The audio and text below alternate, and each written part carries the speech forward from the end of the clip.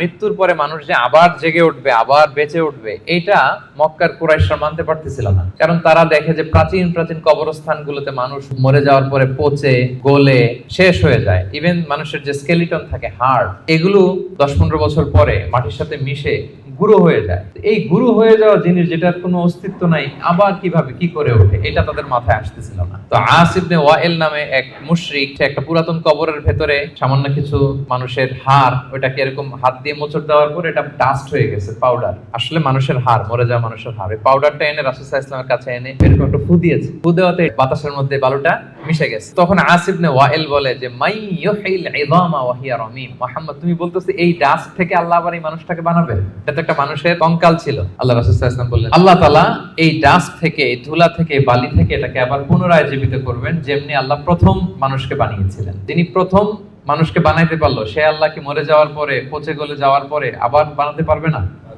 এবং আল্লাহ রাসূল সাল্লাল্লাহু আলাইহি ওয়াসাল্লাম বলেছেন মানুষের দেহে একটা হাড্ডির কণা আছে, ইন্না ফিল ইনসানি আযমুন লা ইয়াকুলুহুল আরদু আবাদান, একটা হাড্ডির কণা আছে যেটা কখনো মাটি বালু এটাকে খেতে পারে না। মিনহা ইউরাক্কাবুল খালকু ইয়াউমাল কিয়ামা, কিয়ামতের দিন এখান থেকেই মানুষের আবার পুনঃসৃষ্টি হবে। সাহাবারা বললেন আইয়ু আযমিন ইয়া রাসূলুল্লাহ, এই হাড্ডিটার নাম কি? আল্লাহ রাসূল সাল্লাল্লাহু আলাইহি ওয়াসাল্লাম বললেন আজবুদ জানাত, ডাক্তারি ভাষায় এটাকে বলে কক্সিক। আমাদের যে শিরদাঁড়া আছে না, মেরুদণ্ড, এই মেরুদণ্ডের একেবারে নিচে ট্রায়াঙ্গেল একটা ত্রিভুজ আকৃতির ছোট্ট বোন পার্টিকেল আছে, এটা নষ্ট হয় না। হিন্দুরা যে শ্মশানে লাশ পোড়ায়, সব পুড়ে যায়, ওইটা পুড়ে না। আমরা যে কবরস্থ করি, কবর মাটি সব খেয়ে ফেলতে পারে, কিন্তু ওই ছোট্ট হাড্ডি কণিকাটা নষ্ট হয় না।